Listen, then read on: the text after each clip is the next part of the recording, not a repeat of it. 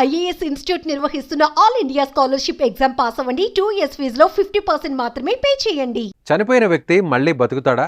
ఆ ఛాన్సే లేదు. అది జరగని పని. చనిపోయి మళ్ళీ బతకడం అసాధ్యం. అలా జరిగితే అది అద్భుతమే. ఆ అద్భుతమే జరిగింది ఇప్పుడు. చనిపోయిన వ్యక్తి మళ్ళీ బతికాడు.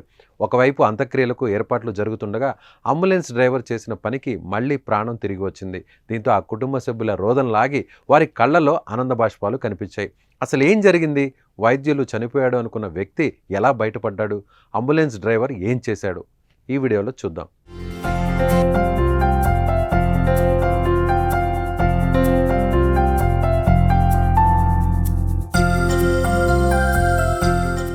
చివరి చూపు కోసం బంధువులు, స్నేహితులు, తెలిసిన వాళ్ళు భారీగా తరలివచ్చారు. అతను లేడన్న విషయాన్ని తలుచుకుంటూ బోరున విలపించారు. ఇక తిరిగి రాని లోకాలకు వెళ్ళిపోయాడని బాధపడ్డారు.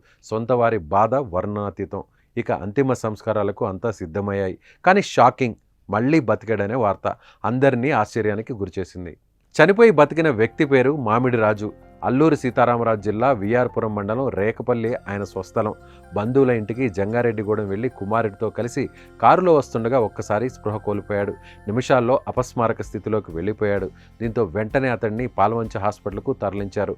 రాజును పరిశీలించిన వైద్యులు చనిపోయాడని డిసైడ్ చేశారు. అంతే, వైద్యులు చెప్పిన మాటతో కుటుంబ సభ్యులు తీవ్ర దుఃఖంలో కూరుకుపోయారు. నేను జంగారెడ్డిగూడెం వస్తుంటే దమ్మపేట దాటాక మా డాడీ పడుకున్నానని చెప్పాను. చెప్పిన పడుకున్నారు. ములకపల్లి దగ్గర దాగానే అన్కాన్షియస్ అయ్యారు. అన్కాన్షియస్ అయితే నాకు భయం వేసి నేను కార్ పక్క కాపి చూస్తే మొత్తం నోట్లోంచి బుర్రలు వచ్చాయి. కొంచెం ఆవేశంలాగా వచ్చింది. వెంటనే మాకు అక్కడ బంధువులు ఉంటే అని ఫోన్ చేసి చెప్తే ఆయన వెంటనే అక్కడ పాల్వంచ హాస్పిటల్కి తీసుకెళ్ళి చూపిస్తే చాలా క్రిటికల్గా ఉందని చెప్పారు. వెంటనే అక్కడ నుంచి కొత్తగూడెం తీసుకెళ్ళాం. అక్కడ నుంచి కిమ్స్ హాస్పిటల్ అంబులెన్స్ డ్రైవర్ త్వరగా ఖమ్మం తీసుకెళ్ళాం. ఆరోగ్య హాస్పిటల్కి వెళ్తే అక్కడ మహిళా డ్యూటీ డాక్టర్ చనిపోయారని నిర్ధారించారు.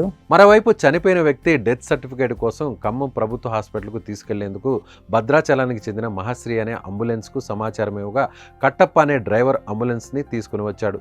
జరిగిన విషయాన్ని తెలుసుకుని ఎందుకో ఒక్కసారైనా సిపిఆర్ చేద్దామని భావించేశాడు. ఆయనతో పాటు అతడి భార్య కూడా సిపిఆర్ చేసింది. అంతే, ఒక్కసారి రాజుకు పల్స్ కొట్టడం మొదలైంది. దీంతో వెంటనే వెంటిలేటర్ ఉపయోగించి ఖమ్మంలోని ఒక ప్రైవేట్ హాస్పిటల్కి తరలించారు. అప్పటికి చనిపోయిన వ్యక్తికి ఏ విధంగా ట్రీట్మెంట్ చేయాలని వారు ప్రశ్నించగా మళ్ళీ డ్రైవర్ కట్టప్ప సిపిఆర్ చేయడంతో ఊపిరి అందుకుంది. దీంతో డాక్టర్లు హుటాహుటిన వైద్యం అందించడంతో 24 గంటల్లో తిరిగి ప్రాణం వచ్చింది. పేషెంట్ని చూసి కండిషన్ చూసి పల్స్ లేదని చెప్పారు. డెత్ అయిపోయింది అన్నట్టుగా చెప్పారు కన్ఫామ్గా. అక్కడ నుంచి డెత్ సర్టిఫికేట్ కోసం గవర్నమెంట్ హాస్పిటల్కి వెళ్ళమంటే గవర్నమెంట్ హాస్పిటల్ తీసుకుని వెళ్ళాను స్వామి. గవర్నమెంట్ హాస్పిటల్లో బాడీని దింపే క్షణంలో నాకు సిపిఆర్ చేయాలని ఆలోచన వచ్చింది. మా టెక్నీషియన్ సాయంతో నేను సిపిఆర్ చేస్తుండగా మా టెక్నీషియన్ ఎట్రోపిన్ ఇంజెక్షన్ ఇచ్చారు. ఎమ్మటే కొంచెం పల్స్ వచ్చినట్టుగా అక్కడ ఉన్నటువంటి డ్యూటీ డాక్టర్లు చెప్పారు గవర్నమెంట్ హాస్పిటల్లోనే. చనిపోయిన వ్యక్తి మళ్లీ పునర్జన్మతో తిరిగి రావడం, అంబులెన్స్ డ్రైవర్ సమయస్ఫూర్తి, డాక్టర్స్ ధైర్యం ఆ కుటుంబానికి ఒక పండగ వాతావరణం నెలకొంది. వారి ఆనందానికి అవధులు లేకుండా పోయాయి. మామిడి రాజు స్వగ్రామానికి తిరిగి రావడంతో గ్రామస్తులు ఆనందం వ్యక్తం చేస్తున్నారు. మామిడి రాజు ప్రాణాలను కాపాడిన అంబులెన్స్ డ్రైవర్ దంపతులను కుటుంబ సభ్యులు సన్మానించారు. చావు అంచుల వరకు వెళ్లి బతికి వచ్చిన వాళ్ళని చూసి ఉంటాం. కానీ ఇలా చనిపోయాడని వైద్యులు చెప్పిన వ్యక్తి మళ్ళీ బతకడం, ఇప్పుడు మనతో మాట్లాడడం 1,00,000 మందిలో ఒకరు మాత్రమే ఉండొచ్చు. రాజుకు నిజంగా ఇది పునర్జన్మనే. అంబులెన్స్ డ్రైవర్గా కట్టప్పకు రాకుండా వేరే వ్యక్తి వచ్చి ఉంటే ఈరోజు రాజు ప్రాణాలతో ఉండేవాడు కాదు. అతడు చేసిన సిపిఆర్ రాజు ప్రాణాన్ని నిలబెట్టింది. వారి కుటుంబంలో ఆనందాన్ని నింపింది. ఈ విషయంలో కట్టప్పకు హ్యాట్స్ ఆఫ్ చెప్పి తీరాల్సిందే. మరి మీరేమనుకుంటున్నారు? కామెంట్ చేయండి.